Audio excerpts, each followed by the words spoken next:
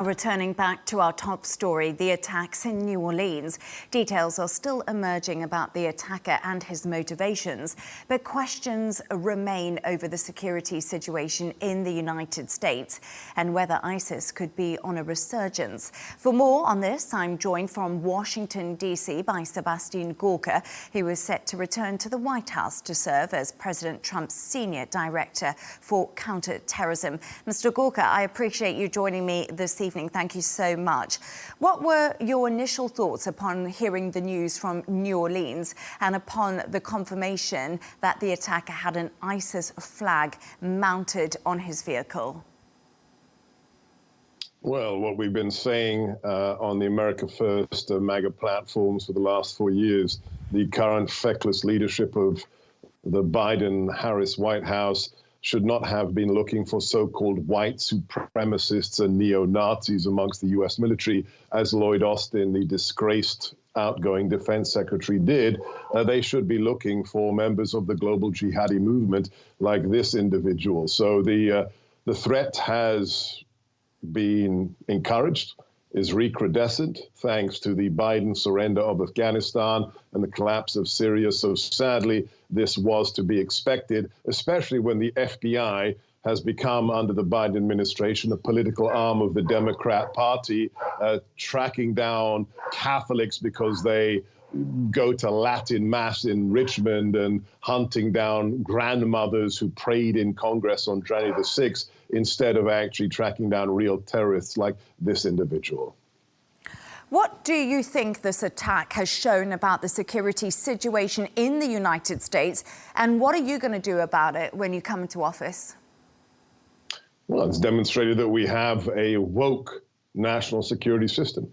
It is left-wing. It has been ideologically perverted. I mean, start with the fact that the borders were literally dismantled from what we put in place under the first Trump administration. According to the Biden administration statistics, 8 million illegals were let into this country. Those are the ones that we know of, scores of them on the terror watch list. If you add the getaways, people who weren't ever intercepted by any kind of federal authority, you can probably double that to 16 million. And what are we going to concentrate on? Well, look, President Trump has the best possible national security team. Former Green Beret, Mike Waltz, my boss, coming in as national security advisor. Kash Patel at the FBI, a former DOJ terrorism prosecutor, former chief of staff of the Pentagon, former acting deputy director of national intelligence, Governor Noem as secretary of Homeland Security, Tom Homan as the border czar, nobody better to be the border czar, and then Stephen Miller as deputy chief of staff for all matters concerning immigration. So we will be very busy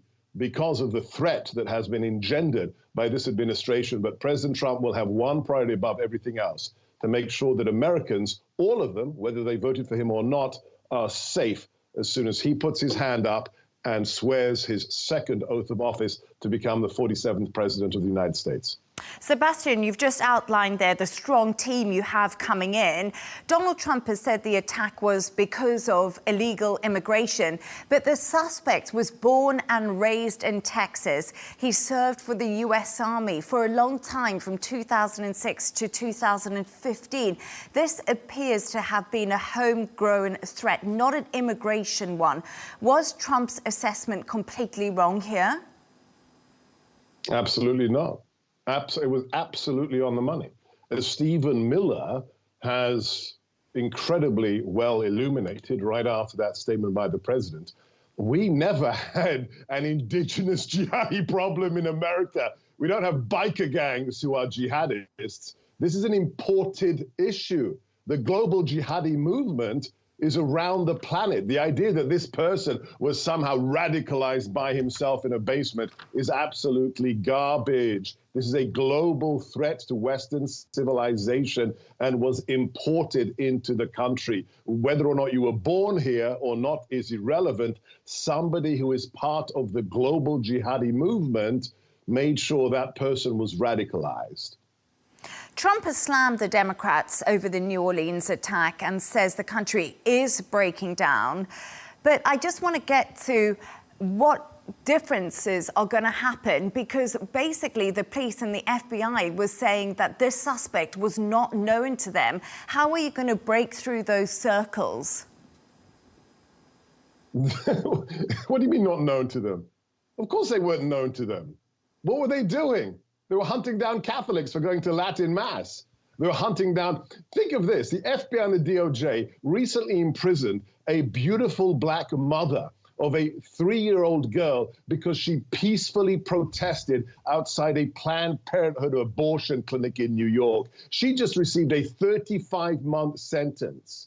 That's why you don't find terrorists, because you become a political arm, a police Gestapo-like organization for left-wing ideologues in the Democrat Party. You've used the FBI to raid Mar-a-Lago, the president's residence, at gunpoint. You've arrested Peter Navarro, former assistant to the president at Ronald Reagan Airport, because he is what? In contempt of Congress. They missed this because the FBI is not a law enforcement entity under the Democrats.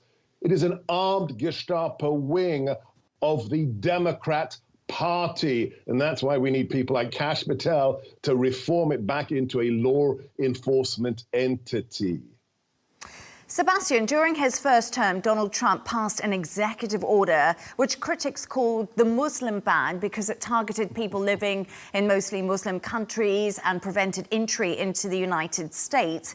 Trump says this was to prevent terrorism, but we know the Biden administration did revoke this in 2021. Do you think this will be reinstated, and which countries could be targeted if so? It's incredible that 8 years later you are regurgitating fake news garbage. If it were about Islam, don't you think we would have included the most populous Muslim nation on the planet in that list of nations? Do you even know what the most populous Muslim nation in the world is? I don't know. Nigeria. Yeah, clearly. Yeah, no, it's Indonesia. It's Indonesia. Yeah, okay. Thank you very much for that. With Islam. You're welcome. You're welcome. We did the travel moratorium, not a Muslim ban, the travel moratorium based upon a threat assessment we inherited from the Obama administration, which stated to us 7 nations, including Iraq and Afghanistan, were incapable of verifying to us that the people coming from their nations to America weren't terrorists and weren't a threat to our nation. Based upon the Obama threat assessment, President Trump absolutely correctly said, stop. These countries cannot send their citizens to America unless we have fidelity in terms of the information on these human beings coming into our territory. Had nothing to do with religion. And whether or not President Trump will reenact some kind of limitation for nations who are sending their citizens here is up to the president. It is his prerogative as the chief executive to control the movement of any foreigner into the United States, and he will do so based upon whether or not there is an extant threat from those countries. Sebastian, you didn't answer my question. Will you reinstate the ban, yes or no? I said he will do whatever it takes. Will you reinstate the ban? Simple yes or no answer. Am I the president? Well, you gave me a history lesson, so you might know. What's that got to do with the president? OK, let's move on. There's no definitive answer on that. I want to just go back to what you were saying a little bit earlier. Is this terror attack that we saw in New Orleans a dangerous turning point for the US and its allies? In your opinion, are we witnessing the resurgence of ISIS? What do you think is actually going on? You spoke about Syria there, you spoke about Afghanistan. What's happening? It's not a serious turning point. The trouble is the seriousness and the utter paucity of any serious national security function for the last 4 years. It's not one incident. It's not the tragic murder of 15 innocent Americans on Bourbon Street. No, it is the fact that for 4 years, we had no national security. We had open borders. What nation has open borders? We had a Chinese balloon fly across the whole of our country, especially over sensitive military sites. There was no national security function. It was politics. It was get Trump. It was undermine conservatives, surveil them, ban their bank accounts, use the DOJ, use the intelligence community. That's the problem. Not one event, 4 years. Just on another point that I want to talk to you, the US government have said they will remain in Syria as long as there's an ISIS threat, something they've been concerned about for a while. Do you think this event will make a withdrawal from Syria less likely? You mean the Biden administration has said that? Yes, indeed.